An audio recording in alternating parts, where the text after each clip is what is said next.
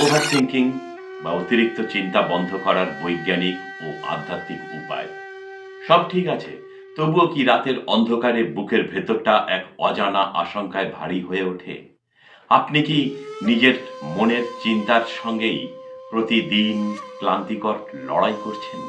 রাতে সবাই যখন ঘুমিয়ে পড়ে, তখন কি আপনার মাথার ভেতর চিন্তার ঝড় শুরু হয়? অতীত কোনো ভুলের জন্য অনুশোচনা, নাকি ভবিষ্যৎ নিয়ে এক অজানা ভয়? যদি আপনার উত্তর হ্যাঁ হয়, তবে শুরুতেই একটা কথা বলি, আপনি একা নন। আর সবচেয়ে বড় কথা, আপনি কোনো অসুস্থ ব্যক্তিও নন।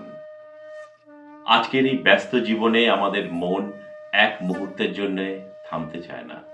সম্পর্ক ভাঙার কষ্ট, কেরিয়ারের অনিশ্চয়তা, কিংবা অন্যদের থেকে পিছিয়ে পড়ার ভয়, এই সব কিছু মিলিয়ে আমরা প্রতিদিন, প্রতি মুহূর্তে অতিরিক্ত চিন্তা বা ওভার থিংকিং এর শিকার হচ্ছি। আমরা শান্ত থাকতে চাই, কিন্তু মন আমাদের টেনে নিয়ে যায় এক কাল্পনিক আতঙ্কের জগতে। কিন্তু কখনো কি ভেবে দেখেছেন আমাদের মস্তিষ্ক কেন এমন করে? নিউরোসায়েন্স বা স্নায়ুবিজ্ঞান বলে, যখন আমরা কোনো বিষয় নিয়ে অতিরিক্ত ভয়ে থাকি, তখন আমাদের মস্তিষ্কের অ্যামিগডালা অংশটি অতিরিক্ত সক্রিয় হয়ে ওঠে।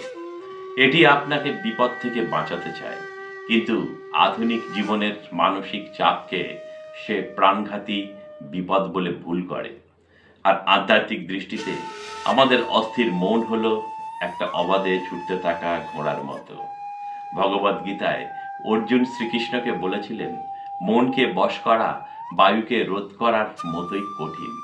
শ্রীকৃষ্ণ উত্তর দিয়েছিলেন, অভ্যাসেন তু কৌন্তেয় বৈরাগ্যেন চ গৃহতে।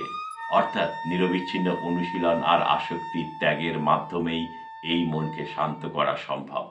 মনকে এই অশান্তির ঘূর্ণি থেকে বের করে আনতে আজই ৩টি অত্যন্ত শক্তিশালী অভ্যাস শুরু করুন। প্রথমত, শ্বাসের অনুশীলন।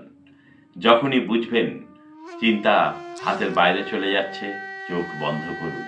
৪ সেকেন্ড নাক দিয়ে গভীর শ্বাস নিন, ৭ সেকেন্ড শ্বাসকে আটকে রাখুন, আর ৮ সেকেন্ড ধরে মুখ দিয়ে আস্তে আস্তে শ্বাস ছাড়ুন।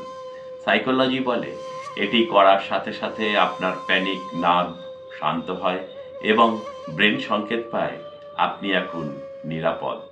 দ্বিতীয়ত, চিন্তাকে কাগজে নামিয়ে আনুন। যে বিষয়গুলো আপনাকে কষ্ট দিচ্ছে, সেগুলো একটি কাগজে লিখে ফেলুন। যখন আপনি চিন্তাগুলোকে লিখে ফেলেন, তখন ব্রেন সেগুলোকে আলাদা একটি বস্তু হিসেবে দেখে।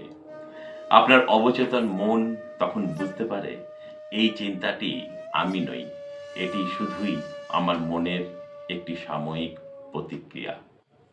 তৃতীয়ত, সমর্পণ বা লেটিং গো।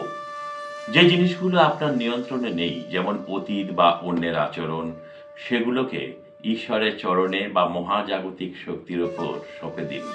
মনে রাখবেন, যা ঘটার তা ঘটে গেছে, যা ঘটার তা ঘটবেই।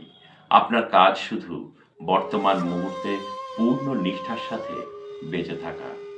উপনিষদে বলা হয়েছে, শান্তং শিবম অদ্বৈতম, অর্থাৎ পরম সত্য হল পরম শান্তি। আপনার ভেতরের আসল স্বভাব কিন্তু দুঃখ বা ভয় নয়, আপনার মূল স্বভাব হলো শান্তি। বাইরেই যাই ঘটুক না কেন, আপনার ভেতরে সেই শান্তি সমুদ্রটিকে কেউ অশান্ত করতে পারে না, যদি না আপনি নিজে তাকে সেই অনুমতি দেন। নিজেকে একটু সময় দিন, নিজেকে ক্ষমা করতে শিখুন। আপনি যতটা ভাবছেন, আপনি তার চেয়েও অনেক বেশি শক্তিশালী। আজ রাতে ঘুমোতে যাওয়ার আগে নিজের বুকে হাত রেখে নিজেকে বলুন, আমি শান্ত, আমি নিরাপদ, আমি মুক্ত। যদি আমার এই কথাগুলো আপনার মনকে একটু হলেও শান্তি দেয়, তাহলে ভিডিওটি এমন মানুষের সাথে শেয়ার করুন যার আজ এই কথাগুলো শোনা বড় দরকার। আর এমন মন ভালো করা আধ্যাত্মিক ও মানসিক স্বাস্থ্যের ভিডিওর জন্য অবশ্যই আমার সাথে থাকুন সাবস্ক্রাইব করে।